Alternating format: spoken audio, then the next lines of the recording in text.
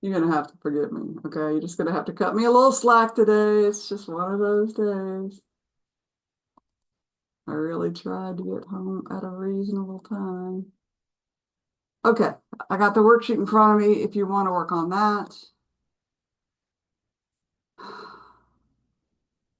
So y'all just, what do you want to work on? Are there any particular topics as you go over that topic sheet? If you came in a little bit later, I think somebody else just came in. Can you see the chat if you just came in?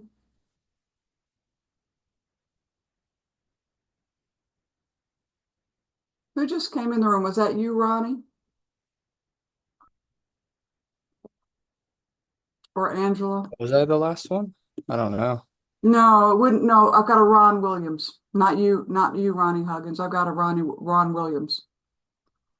Or okay, so Ron Williams, can you look at the chat? Can you see the document that I dragged into the chat at the beginning of class a few minutes ago? Okay, that's what I was afraid of. Okay, so let me just drag that one more time into the chat.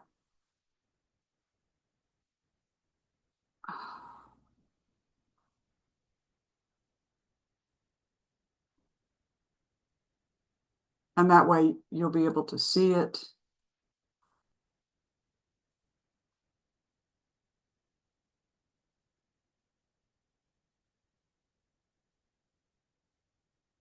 Okay, you should be able to see it now. Yeah, there's something weird about Zoom. If you come in late, you can't see the prior chats. So does anybody have any topics in particular that they want to talk about tonight? Do you have any problems that you want to look at from the worksheet number 8? I mean, I can go, any way you want with this review session. Okay, I'm here for you. So you can treat it as a glorified office hour. As you look over that kind of topics list, we included a bunch of, list of words you need to understand, kind of things you need to be able to do. So take a peek at that review sheet, which was, again, generated today during class.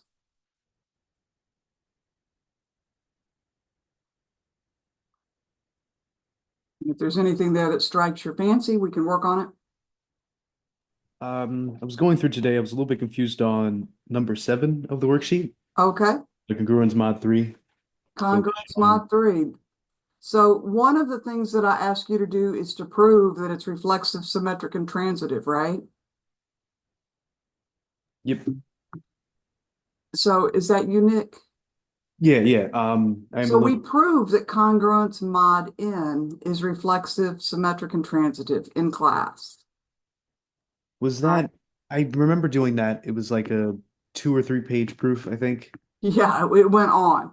Is it? So what you do to prove that congruence mod anything is reflexive, symmetric, and transitive, just substitute the number that is the divisor, like substitute 3 for n, and you can just go through the proof that was in class, right?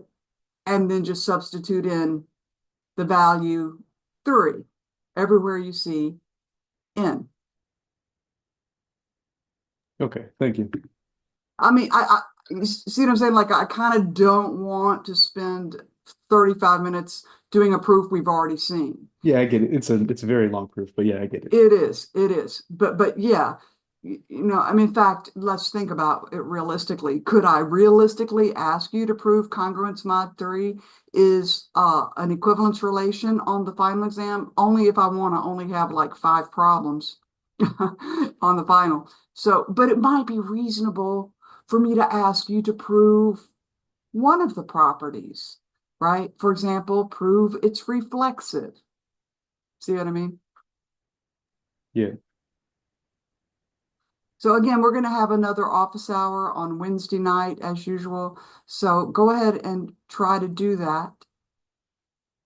Kind of just emulating that proof, and then come to office hours if you still are having trouble.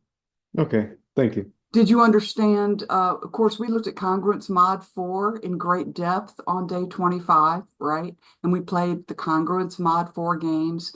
So I've asked you to play those games in problem 6 with Congruence Mod 2.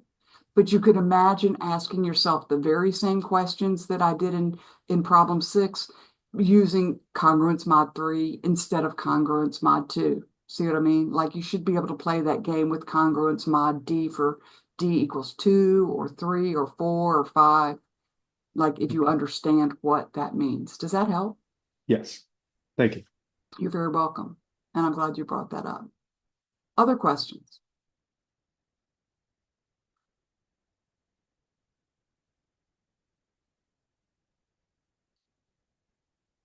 I wanted to, while you're thinking about having questions, I wanted to get a little feedback from you as far as the pacing of the course.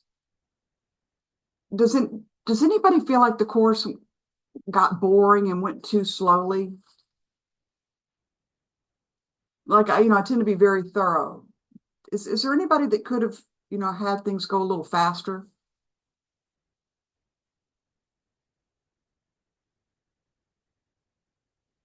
I know nobody wants to say that, right? Like it's like I don't want to be the class nerd, but seriously, were there times when you just felt like, gosh, Dr. Good, you've already explained it 3 times. I don't need to hear it again. The reason I'm asking is there were several topics we did not get to in because of time constraints.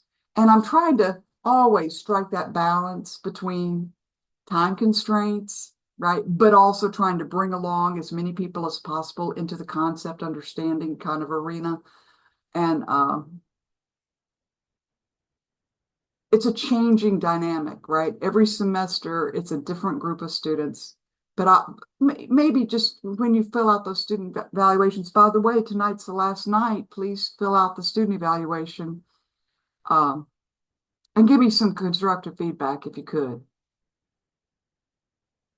if you don't feel comfortable, piping in. Does anybody have any particular kinds of problems they need to look at? I will get these solutions to test 3 posted tonight. Does anybody want those right now? Actually, I could probably give you those right now. Let's see what else is in this.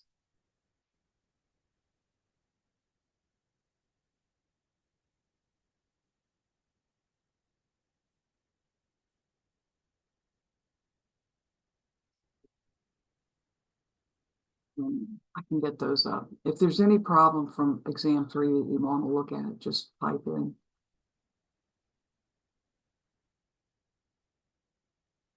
Folks, I'm waiting for your questions. Is there any, as you go, Um, thank you, Sean. can you go over on test 3, number 4, specifically like D and E? Okay, so was that the function composition problem? Yes. Okay, so on problem 4, test 3, can you tell me what the sets were, please? Yeah, so X is gonna be 1, 2, 3, 1, 2, 3, 4, 5. Okay, And then Y is gonna be 6 through 10, so 6, 7, 8, 9, 10.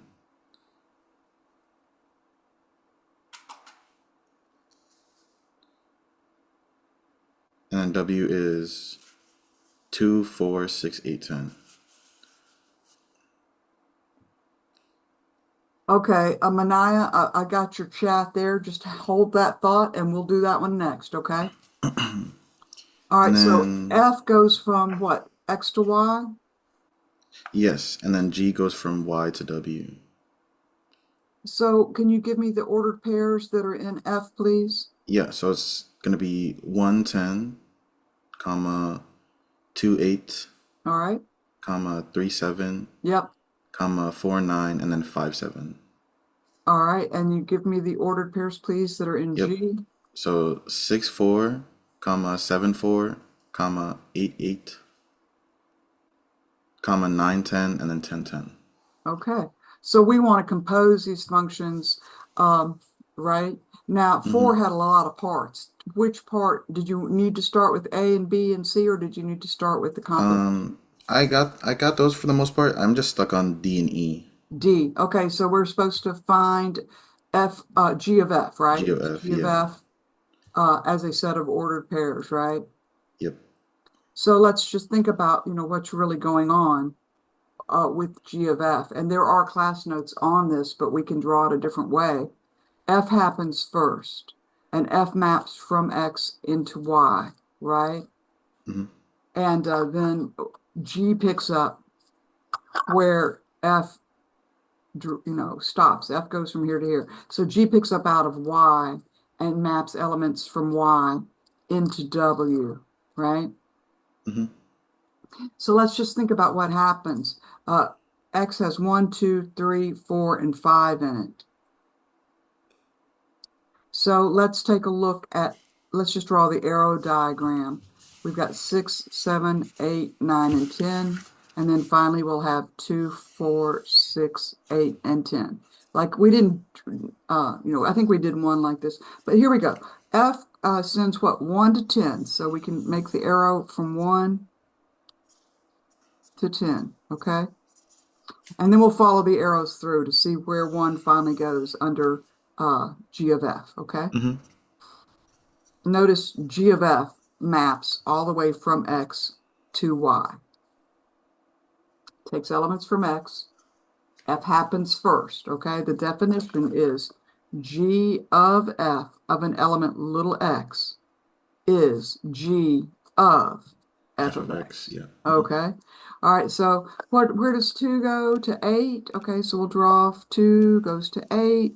3 goes to 7. 4 goes to 9. I've tried to draw this so you can see it. And then 5 goes to 7. Okay. Now, G sends 6 to 4 and 7 to 4. So it's not 1 to 1, is it? Mm-mm. And neither is F, because F sends both 3 and 5 to 7. So neither one of them is 1 to 1. And F's not on 2 because it didn't hit 6, right? Yep. Is there any way that G could be on 2, even if we didn't look at any of the other ordered pairs? Since these have the same number of elements, would G ever be able to be on 2 if 2 elements are hitting the same element in W? Don't think so, no. Yeah, we don't have enough elements. Okay, so 8 goes to 8. 9 goes to 10, and so does 10. Mm-hmm. Okay, so what we have to do to build G of F is we need to follow the arrows. We're composing. So, for example, G of F starts in X and ends up in W. So the first element in X is 1. So we just follow the arrows and figure out what happens to 1 under the action first of F and then of G. So 1 goes to 10, which then maps to 10. So 1 winds up at 10 at the end of the day. Does that make sense? Oh, okay. So you help me now. All right, so 2. All right, so Will be 8. yeah, 2 actually winds up at 8. Okay. So now it kind of looks like just F right now, but it's not going to be. All right, Right. what happens to 3? That goes to 4, right? Yeah, 3 goes to 4. What about Okay. 4? Let's just go on and finish it for the sake of other people. 10. Yep, and what about 5? 4. All right, so once you have the set of ordered pairs, right, it's not so hard to do like, the other parts. What did I ask you for? G of F of some set, or did I ask you for the Yeah, inverse? so E would be G of F for 1, 4. The set containing 1. So we're just looking to see the set that 1 and 4 map into, or Okay. onto, more like, right? So 1 mapped to 10. Oh, so did 4. So they both land in this set. So this is their image. This is called the image of 1, 4 under G of F. So if you need a reason, it's because G of F of 1 is 10 and G of F of 4 is also 10. So the image of this set is just this set with that single element. Okay. So it works the same way as it does for just a kind of a quote unquote regular function. It's just another function with a fancier name. Okay, I see. I'm glad you asked. So Manaya had so are you good? Yeah, thank you. Drawing out the picture was very helpful. I'll remember to do that. I'm glad. And if you check those class notes, we did it a couple different ways and Right. right. So just pick whatever way works for you. Hmm. Now, listen, while I've got you on the horn, since we've got a good mic thing going, one of the other questions was exam 3, question 3B. Can you tell me what that one was so that I can, because I'm assuming Yeah. maybe Manaya's mic isn't working since he's chatting in. Yes. So that Yeah, what that was one is like a sequence problem. Oh, oh, was that the recursively defined sequence? Yeah, it was like All right, find the so what? expression d sub k minus 2. Okay, right. Because all right, so tell me D1, all right, Oh yeah. D1 was what? D1 is 1. And what was D2? If you 2. remember. And then D sub K, and this Yeah, is d for sub K k. greater than or equal to 3, right? Yeah, yeah, yeah. All right, what was it? D sub K minus 1, Plus 3d 3. sub k minus 2. Okay, so part B was to find an expression for D sub what? K plus 2 or K K, minus 2? yes, it was like suppose k is greater than 5, find d sub k minus 2, All and right, simplify so your indices. where K is greater than or equal to 5. Well, one of Or the, just no greater than, or no equal to, sorry. Just greater than 5. oh, it was overkill. I could have said greater than or equal to, but I said greater than. Huh? Oh, Dr. Good's overkill. But it's certainly true if K is greater than 5. What is that all about anyway? Let's think about why I even talked about K. The reason I talked about K is because this, what is called the recurrence relation that tells you how elements are, sequence terms are defined by prior sequence terms doesn't start until K is at least as big as 3. Manai, you with me? Just say okay or something, just so I know you're with me. Yeah, I'm with you. Oh, hey, you got a mic. Yeah, I was gonna say something, but I didn't want to interrupt. I'm so glad you asked this question because so many people miss this. I didn't think it was going to be that hard because there was a Fibonacci question on WebAssign where you had, and we played this game in class. But anyway, whatever. The point is, when K is greater than 5, then K minus 2, well, how big is that? Like, how big is this indexing number when K is greater than 5? It really, I said greater than 5. I didn't say greater than or equal to 5. You said equal to. I thought so. All right, so notice K minus 2 is greater than or equal to 3 when K is greater than or equal to 5. Do you see what I'm saying? Yeah, okay, I see what you're saying. Right. And so the whole point was I wanted you to try to figure out what the recurrence relation expression would be. This is called the recurrence relation, would be when we're looking for an expression for D sub K minus 2. So we're going to use the recurrence relation since K minus 2 is greater than or equal to 3 when K is greater than or equal to 5. Okay, so here we go. Instead of K, we are now going to be looking for an expression for the indexing number K minus 2. So it's D sub K minus 2. You with me? So Hmm. just think about that like as a big K. It's like the big K is equal to, okay, so D sub whatever the indexing number is minus 1. Well, our indexing number is K minus 2. So we want the prior term. So it's K minus 2 minus 1 more. See what I mean? Like if we want, see, we understand that D sub K minus 1 is the term right before D sub K, right? Yeah. Like if you think about, the integers, sometimes it helps to draw a number line, right? So, you know, here's K, here's the integer right before, here's the integer before that, here's the integer before that, here's the integer before that, and so on and so forth, okay? Oops. it can help to think about it that way. Because, and then this is the one going this way, you know, and this is the one going, you know, if you see what I mean? If this is Z. Okay, now, so let's just intuit what this recurrence relation really says. It says the term D sub K, as long as K is big enough, is the sum of the term right before it, which is D sub K minus 1, plus 3 times the term even before that, which is 2 behind K. See what I mean? So if we're looking to find an expression for D sub K minus 2, well, it's going to be the term prior, which is K minus 2 minus 1 more in the index, plus 3 times D sub K minus 2 minus 2 more. So it's D sub K minus 3, which makes sense. That's the term, you know, K minus 3 is right before K minus 2, plus 3 times D sub K minus 4, because K minus 4 is 2 integers before you get to K minus 2. That's all.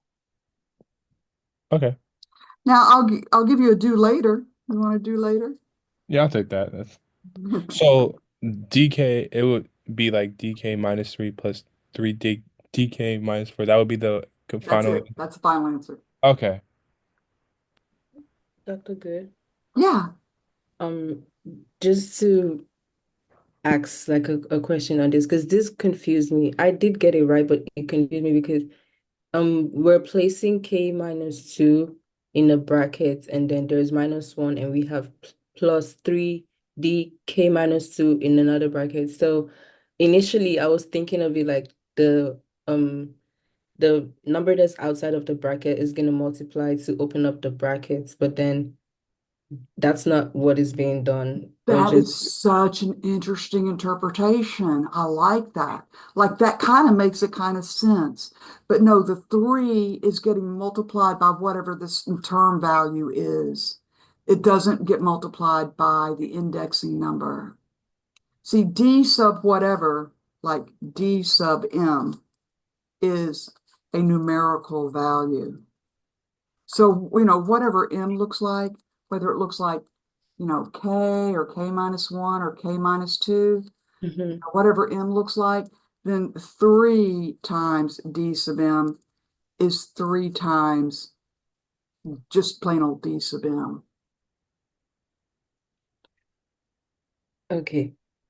Okay. Well, I was asking like the parenthesis K minus 2 is not being like my Multiplied by negative 3? one. No. Not 3, the -1 and -2 that's outside of the parentheses. So we don't multiply into the parentheses to try to like open it up or clear out the parentheses. No. This It's is just straight up okay. subtraction. Because Yeah, it's okay, it's just subtraction. right. Because see, we're replacing K. It's kind of like an induction, how we replace K with K plus 1. Here we're replacing this original K with K minus 2. Okay. Okay, and then it's just okay, I see it now. It's just See -1 it? and it's yeah, okay. -1 and -2. Okay. Right. All So right. I'll just give you a couple, you know, find expressions for, you know, the terms. All right, so you can practice with D sub K plus 2, and you could practice with D sub K minus 3, for example. Okay? And I didn't realize this was going to be so challenging because there was a WebAssign problem about the Fibonacci sequence. And I chose those WebAssign problems. And in that WebAssign problem, one of the things that you had to do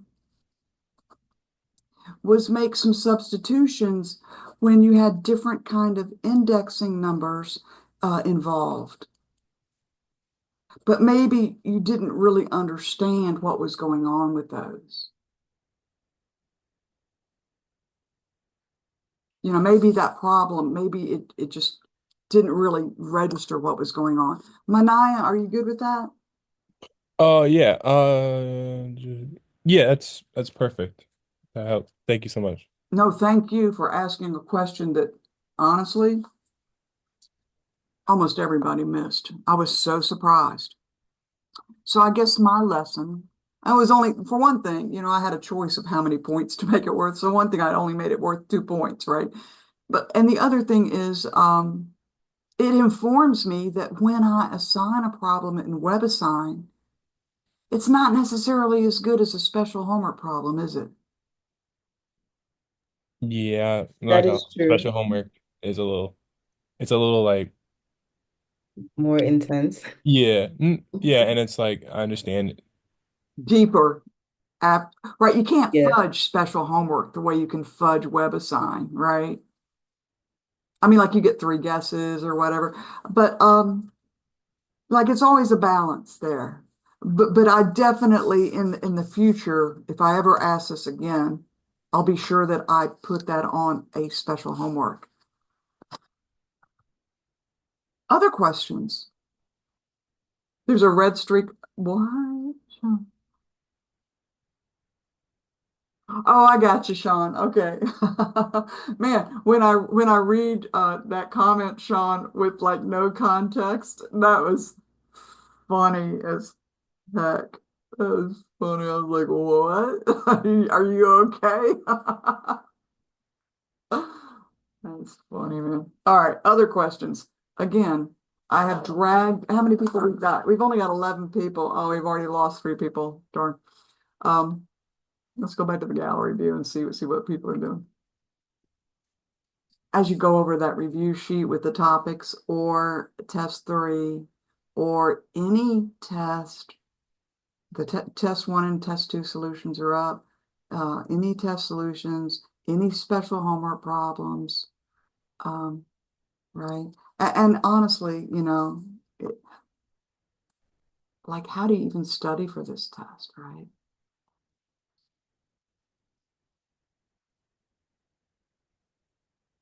Well, I'll tell you what you're going to start with. Start with tests. Like I said, I've got that 3rd solution file that I'll post right after class, and we can go over anything you want. Then special homework. Now listen, there's a reason that I don't post in general special homework solutions, right? I just don't want those, you know, out there too much, you know. So if you've got any questions on any special homework, you know, we can address those now or later. And there's nothing keeping us from having a Friday night, you know, kind of last minute study session as well. Then I would definitely go back through, you know, WebAssign, you know, if you have time. But you know what's really helpful is to go to the ebook and look at the problems at the end of the section. And you can find more problems than we ever did. And you know what sections we studied because they are listed on the class notes. So class notes, definitely, you know, go over every do now, do later that you ever saw, you know, you might want to go ahead and look at those. And then, of course, there's office hour notes. By the way, there was an office hour last night. I stuck around for a little while, but then nobody came, and I figured, well, nobody's coming because you know we're doing it tonight. But there are some office hour videos with no notes, and there's some office hour notes with no videos. So you can kind of just go through that. And the videos on YouTube, like if there's any topic that like really kind of was hard for you, check out the video on YouTube. You can rewatch the lecture, folks. And by that time, you know, um, the second or third time I gave the lecture, and it's always, you know, fairly decent. It's not the same as being in the same room together, right? Where I can wander around and, you know, look over your shoulder.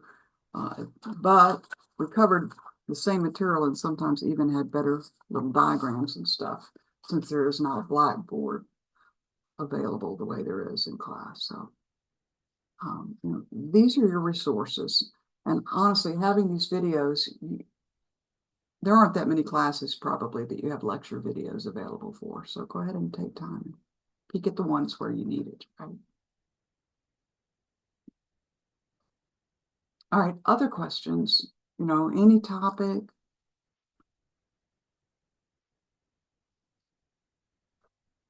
I'm going to add the review for final exam notes. They'll be at the top of class notes. I'll post them right after class, but you've got those now, of course. Unless if you came in late, pipe in, because people are coming and going without my being able to see. But if you came in late and you couldn't see that review for final exam notes, I can drag it back into the chat again so that you can grab that. It's like it's sort of like the equivalent of days 26. Lots of resources, okay? So, I have a Tarski question from test 1. okay, I'm going to share screen for that, okay? Okay. Okay.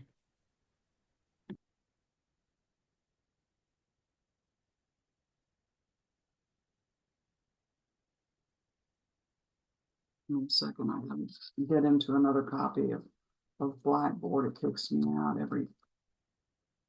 It's so tedious. All right, so I'm going to share my screen. All right, so this is what I see when I go to Blackboard. Let me just move this out of our way.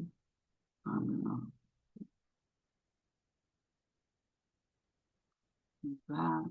All right, so it doesn't really matter which one I grab because the test solutions are there for everybody. So test solutions. All right.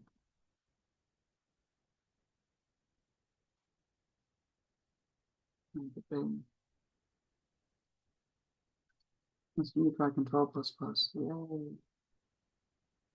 Oh gosh, that seems like such a long time ago. The inverse, oh, we didn't write that on the list of topics. Ah, right, okay. So I put a big old fat disclaimer on the list of topics that it might not be complete. And I'm just realizing that we didn't put the three sisters, the inverse, the converse, and the contrapositive. You sure need to know those, right? I'm going to just add them now because those are missing. All right. And it was number 6. Yeah, there's only one Tarski. Okay. I. Part 2 B. is the original statement, true or false, for B. Well, B in general, the whole of B. I just Yeah, said yeah. B is one. See, there exists, the reason A is not as hard as B is because those quantifiers are the same. They're both there exists, right? yeah. And that's pretty easy. There exists just means we need to find one X and one Y so that predicate P of XY, above XY and say, you know what I mean, is Mhm. true. That's pretty easy. But the ones that are more challenging are there exists for all, or the other one, for all there exists. Okay, so these are definitely more challenging. So for a minute, I'm going to stop sharing so that I can go back and let's just review these important concepts. The difference between there exists for all and for all there exists, okay? So multiply quantified statements. I'm really glad you asked this because I'm probably going to give you, different kinds of statements on the final. I promise you there will be a Tarski element on the final. So there exists an X in the domain such that for all Y in whatever the domain of Y is, let's call it D hat, something is true for X and Y. All right, so remember we went through the interpretation. Let's just review how to interpret this kind of phrase. All right.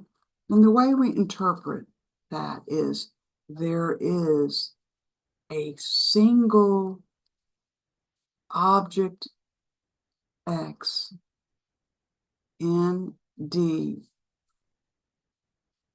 that makes P of XY, whatever that predicate says about X and Y, true for all Y in D hat, i.e., there is a single X that works for all Y. I'll put that works. I'll put, in quotes because that's not quite technical, but that's what I mean. But it has to work for all Y, okay? Now, the difference, well, all right, let's discuss this relative to the question. That Tarski question, okay?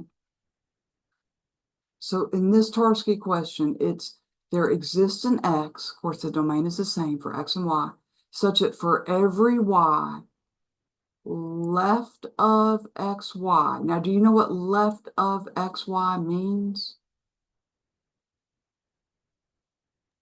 If I'm not mistaken, X is to the left of Y. Perfect. Okay. And this, you have to understand, this is an or.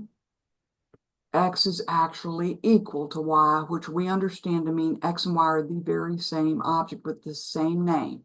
Not the same shape, not the same shade, the very same object, because the key identifier, the key attribute of these objects are their letter names, okay? So there exists a single object X, so in this Tarski world, such that for every Y, X is to the left of Y, or X is the actual same object as Y. So when you look here in this Tarski world, do you see an object X that's to the left of everything except itself?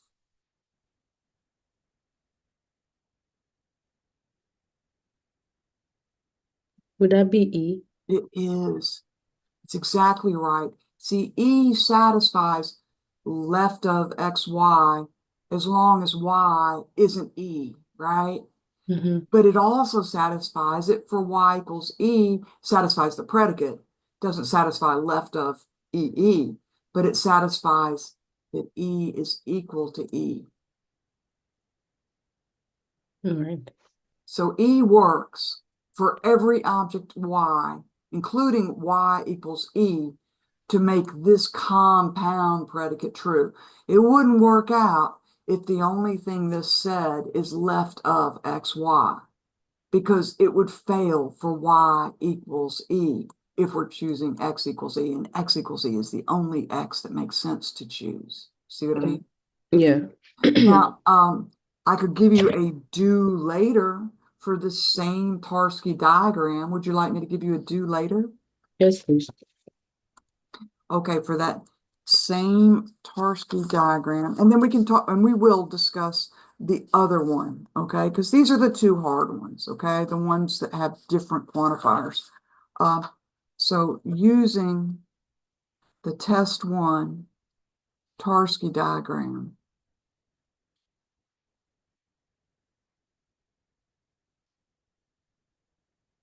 same 1 and 2. You'll do the same things, right? The negation, but this we'll just call it, part C, okay? There exists an X such that for all Y below X, Y, or same shape, X, Y. Try not to go too far off the deep end there. It's similar. It's not the same, but it is an or operated predicate where X might satisfy one or the other component for some of the Y's, but maybe then the other component for other Y's. You see what I mean? As long as one of those components, these two pieces on either side of the or, holds for every y that you inspect, and you actually inspect every possible value for y, including x equals y, then this will be true. Okay? Does that help? Yes. Sure. All right, Okay. thank you. Yeah, you're very welcome. I'm glad you asked about that. You know, I tried to minimize the pain there, but I had to ask one that wasn't too easy. So back to multiply quantified statements, let's just look at the other kind of multiply quantified statement. I mean, with two quantifiers. Of course, there are statements in mathematics that have many quantifiers, many quantified objects, okay? But we stuck to two, and that's the one where it's for all x in D, there exists some object y in whatever the domain is for y, say D hat, such that some property holds of, you know, some property of P of X and Y. Okay, so the way we interpret this is a little different. In fact, it's quite different. Remember, the interpretation when it's for all X and D, I mean, for there existing X and D for all Y, is we had to find a single object X that worked for all Y in their respective domains, okay? But here, we get to look at each X one by one in set D and look for a partner Y. And different X's could have different partners from other X's. So in other words, for each X in D, we can find a corresponding Y in D hat that makes P of XY true.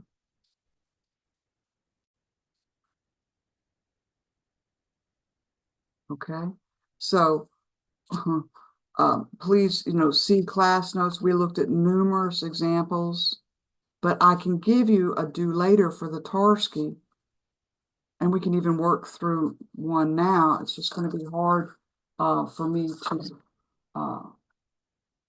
show you both screens at one time.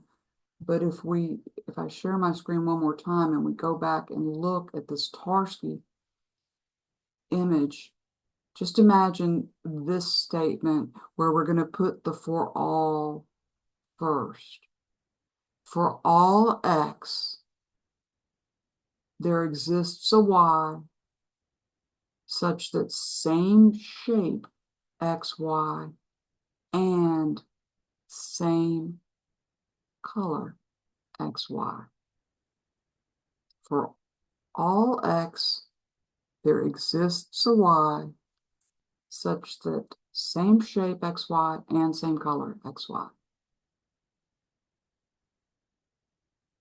Okay, so I'm assuming you all also have the test one solutions open for a minute. So let's just at least write it down.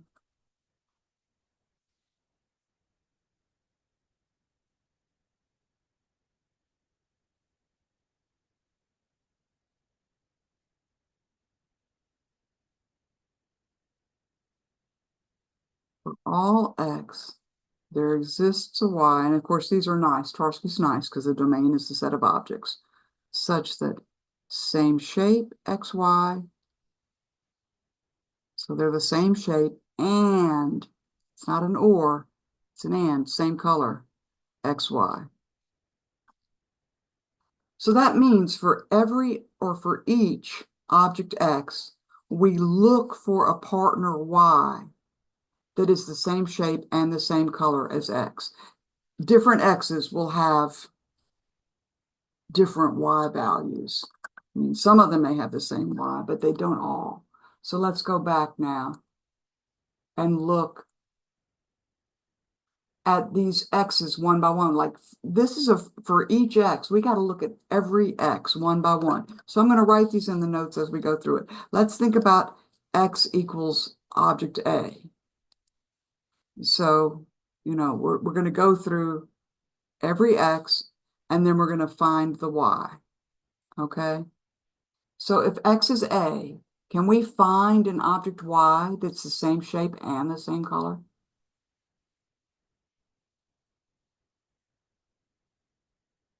As object X when X is A? See, this has to work for every single X, excuse me. Hello? Did I lose y'all? Are we still connected?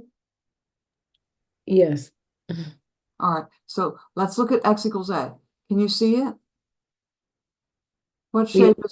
shape is A? When we see, we have to go through every single object X. So let's just start with A. Why not? What shape is A? The triangle. Yeah. So, and what shade is A? What color is it? Gray. Right.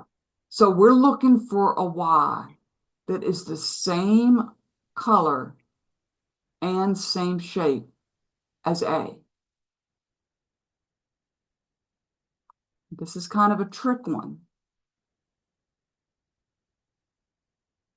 Can you find a Y? If X is A, can you find a Y, a corresponding Y that's the same shape and the same color as X equals A? No. Okay, so that is the correct wrong answer. If you can pick Y equals A. No one said Y has to be equal, has to be different from X. Okay. No one required Y not equal to X. And so in fact, whatever X you pick, just let Y equal X, and that'll work. But if we tweak this now, and we say for all X, there exists a Y such that same shape, XY, and same color, XY, and X not equal to Y, right? So if we add this additional condition, oops, and my whiteout is just about out. Oh my gosh, what is Dr. Goode gonna do without whiteout? Please get another one. But what if we add that component? Then we're in trouble, right? Because this means we have to pick a Y that's different from X. So right off the bat, for X equals A, there is no object Y not equal to X. That is a gray triangle. See what I mean? So you can play the game different ways. But this one, you have to look at every X and find a Y. Go back and check those class notes because we talked about it, and the recording could be very helpful because there are smart ways to group the objects so that you don't actually have to look at them one by one by one. Sometimes you can group them by shape, or you can group them by location, and you can kind of classify the X's and kind of kill a bunch of them at one time, so to speak, by making the same kind of argument if they are sharing certain traits in common. Does that make any sense?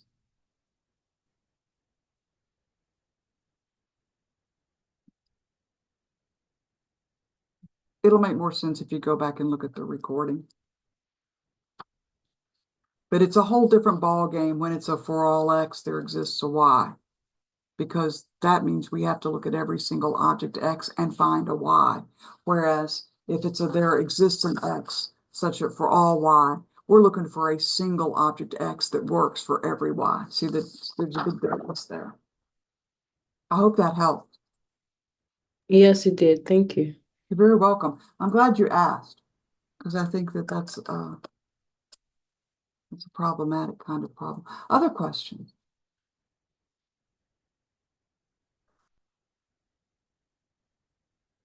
Maybe you've had a chance to peruse that review for the final exam list and see a topic on there that you'd like to look at.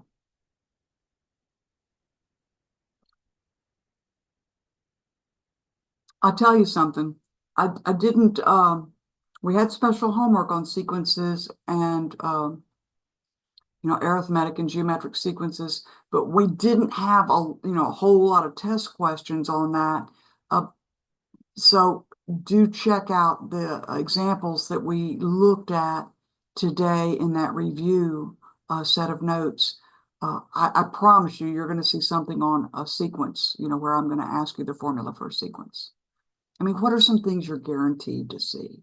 You're guaranteed to see a proof by cases. You're guaranteed to see a proof by induction. You're certainly going to see a proof by contrapositive.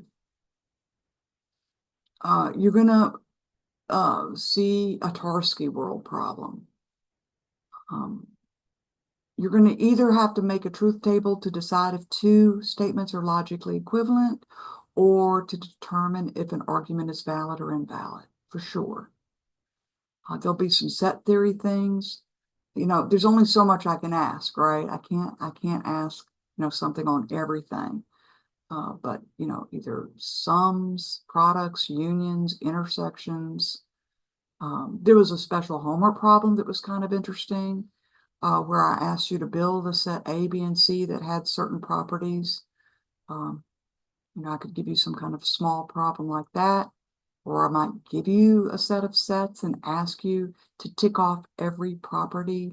Hey, does this particular set of sets have this property? Speaking of set of sets, partitions and equivalence relations, definitely go through that Chapter 8 worksheet. In fact, does anybody have any questions yet on the Chapter 8 worksheet? So we haven't looked at any of those. I think we might have looked at one this afternoon. Be sure and work those problems. They're deceptive. That worksheet is deceptively simple.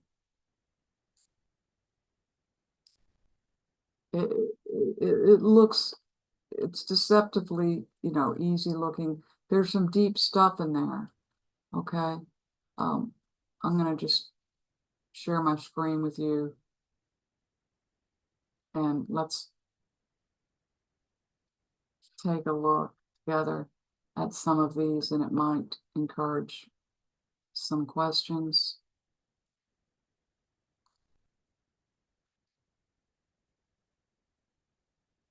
So the first question is just, I've given you a rule for the binary relation, right?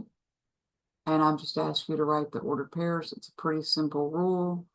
X and Y are in the relation, X comma Y is in the relation if X and Y have a common prime factor. Let me just ask you this. Is that going to be a reflexive relation? In other words, oh, wait a second. X and Y are different sets. It can't be reflexive, symmetric, or transitive. But if we trimmed X down or made X the same as Y, because a reflexive relation has to be from the same set to the same set. You could ask, hey, is it reflexive? Is that sort of thing reflexive? Is it symmetric? Is it transitive? And if X and Y are the same set, having a common prime factor would be reflexive, symmetric, but not necessarily transitive. So you can think about that. But for that particular relation, do you know how to build the ordered pairs, everybody? Let me ask you this. Would 1 be a coordinate, either first or second coordinate of any of the ordered pairs in R?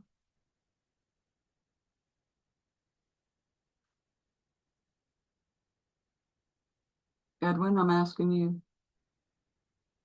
or Sean, if you're still here, would 1 ever be a coordinate in an ordered pair?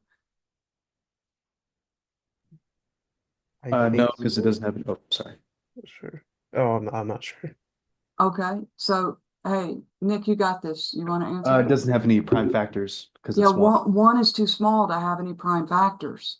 So it can't have a common prime factor with anything. So I guarantee you none of the ordered pairs x comma y are going to have x or y equal to 1.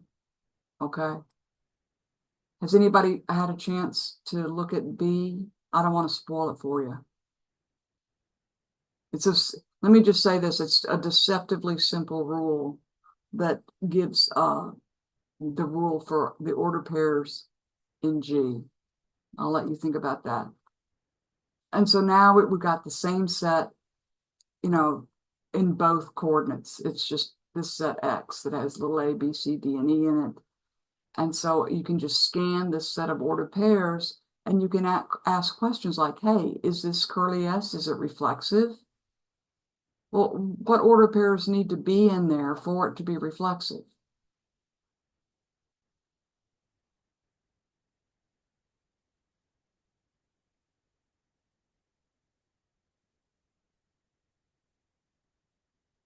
Anybody? VD. Yeah, we're missing D comma D. We have AA, BB, CC, and EE, but we would also need to have D comma D because X comma X has to be in there for every element little x in this set big X, right?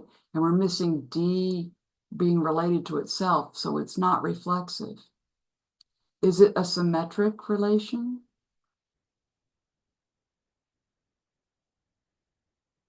So you don't have to check the reflexive pairs. What's a reflexive pair? It's a pair that has the first coordinate equal to the second coordinate. Those will never blow symmetry because if the first and second coordinates are equal, if you've got xy in there, then you've got yx because x is equal to y, you know. But you can look at the order pairs where the first and second coordinates are different, like C comma D. You're going to be looking for its symmetric twin, which is D comma C, where the coordinates are reversed, you know, the coordinates are switched out. And yeah, CD is in there, but so is its symmetric twin, DC. And that's the only ordered pair. These two are the only ordered pairs with different first and second coordinates. So it is symmetric because the only thing to check is the CD and the DC, and they go together. You know, they twin up with each other. Is it transitive? If you have x comma y in the relation and y comma z in the relation, is x comma z always in this relation?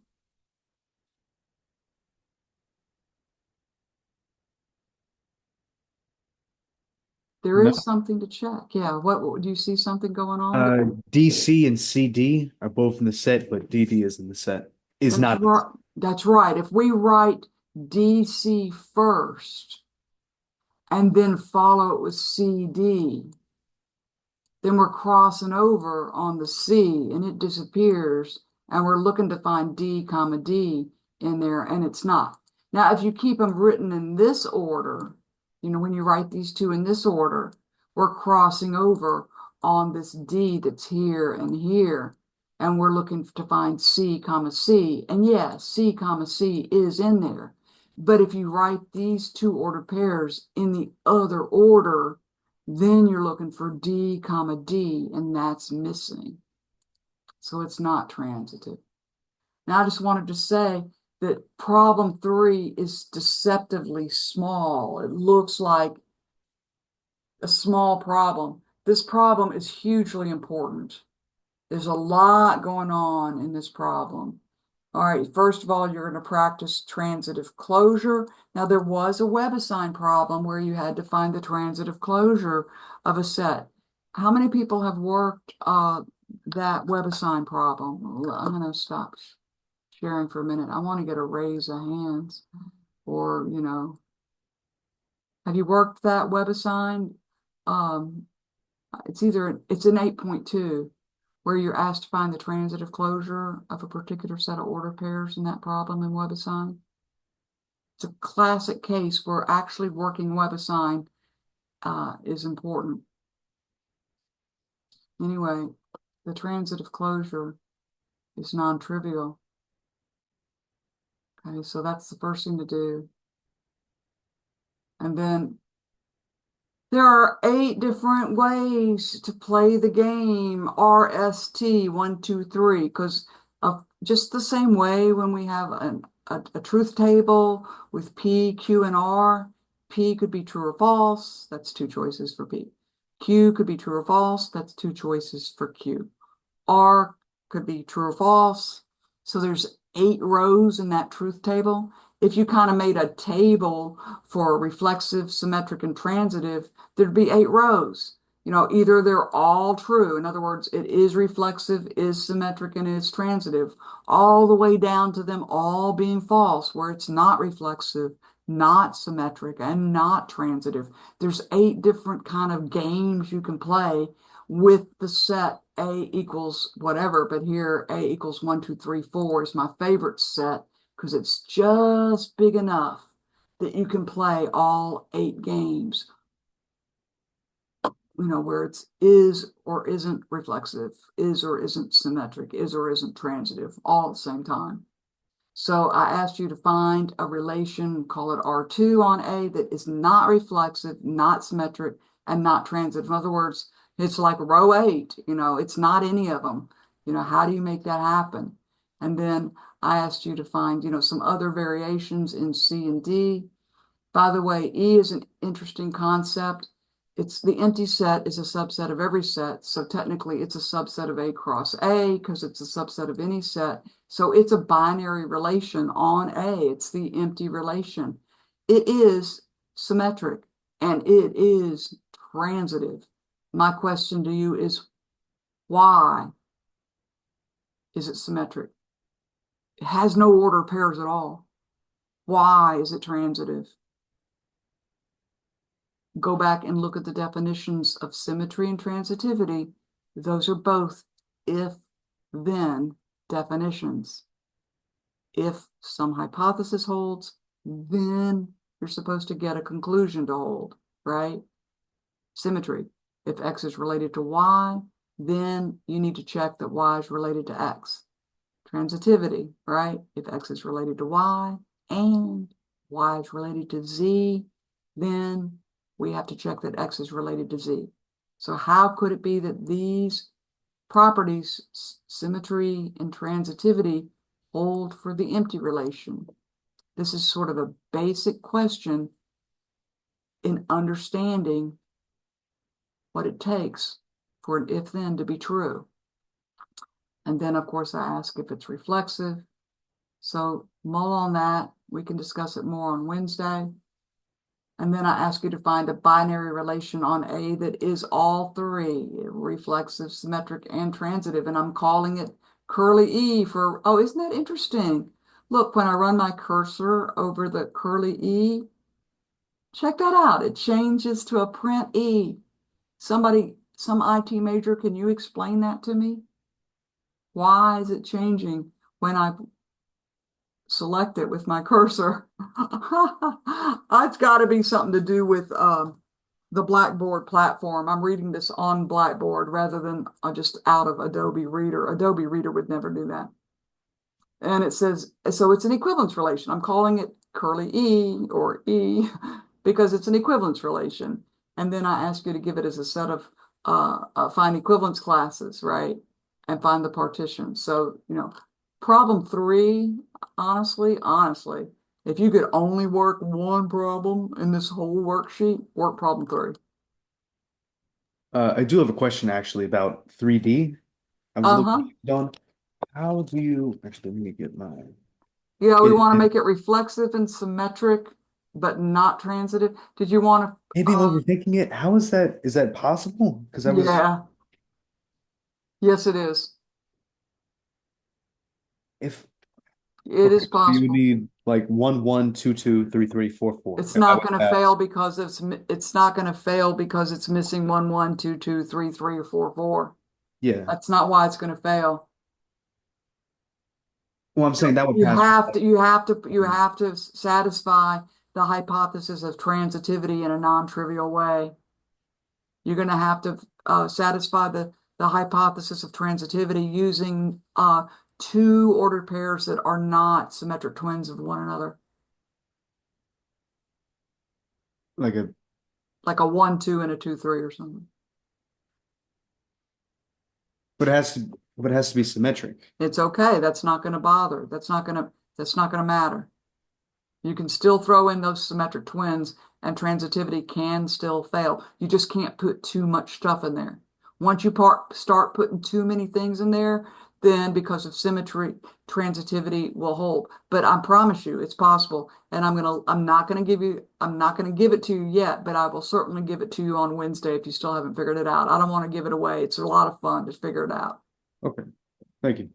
But I promise you, all 8 of those possible kind of combinations of is reflexive, is not reflexive, is symmetric, is not, they're all possible with 4 elements in your underlying set A. So anyway, definitely check out problem 3. And of course, somebody asked about problem 7. Like I said, I'm loath to go through the proof that the congruence mod 3 is reflexive, symmetric, and transitive because we went through that. But hey, we played congruence mod 4 games at length on day 25, right? Well, here are similar games using congruence mod 2, okay? And you can imagine you can play these congruence mod 2 games and just flip out the 2 with a 3, switch out the 2 and put a 3 in there instead. You could still keep the same values for, here, 0 congruent mod 3 to B, A congruent mod 3 to -12.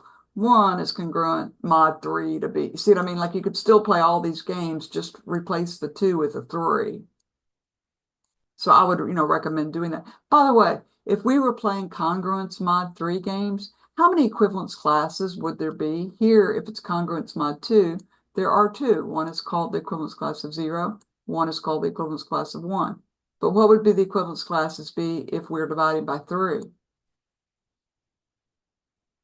0, 1, and 2. Exactly, because we have those 3 possible remainders. And it makes sense to name the equivalence class by the remainder because the remainder is in its own equivalence class. Every integer is in its own equivalence class. So I encourage you to, work through these. There's 4 and 5 are both partition games, and it's the fact 1 and fact 2 from day 25 lecture. Fact 1 is that every partition induces, every equivalence relation induces a partition on the underlying set. And then fact 2 was if you have the partition, you can find the equivalence relation associated with it. So 4 and 5 are just that game that we played in class, but with different a different underlying set. In fact, I did this with 2 different sets just to get you comfortable with playing the game with different kinds of sets. Look at what it does. It does it for all of them. When I select this, it makes those. So this is definitely something, it makes them not script anymore. It makes them, it's interesting. It definitely doesn't do that in Acrobat. It's got to be something about Blackboard, man. That Blackboard is glitchy. So I'm going to stop sharing.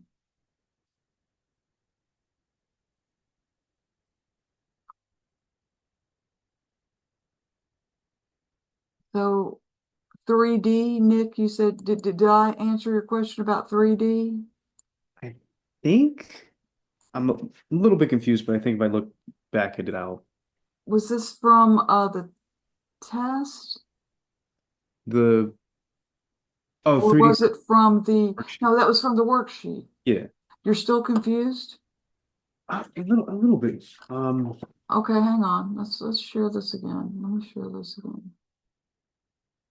Let's look at it one more time. So, man, if you're still confused, somebody else is, and they're just not saying it. All right. 3D. Oh, no. You're not confused. You just gotta keep playing with it. I mean, you know what the requirements are. You understand the reflexivity, you understand symmetry, and you understand how transitivity would fail, right? Yes. Okay, yeah. Okay. confused is different from just haven't had enough time to sort it out. I mean, to find it, but it's Okay. not like you don't understand the definitions. Yeah, yeah, yeah. No, I'm not going to ruin it for you. I want you to play with that. All right, folks. It is 7:45, but hey, if you've got any last minute burning question. All right. So thank you for a great semester. Great. I enjoyed it. It may not have been great for you, but I hope you learned something. Please, if you haven't filled out the student evaluations, I really appreciate constructive criticism. And, if something was good for you, if the way the class was organized and the availability of materials and, the kind of the fact that I know what I'm doing, if that stuff, resonates with you, it is helpful for me for you to write that down. My superiors do read that. Okay. But man, I always read all student comments. If this class moved too slowly for you, let me know. If you would have preferred, this or that, let me know because I really take everything to heart and I'm always trying to improve the course. And thank you especially to my consistent participators who kept this class alive. It's kind of hard sometimes to keep an online class alive, and I really appreciate your participation. You know who you are. Thank you.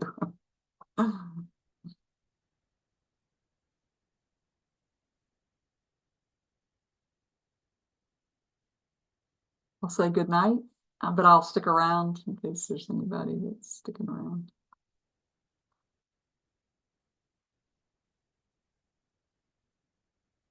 Hey, Nick, are you gonna take the test on Monday?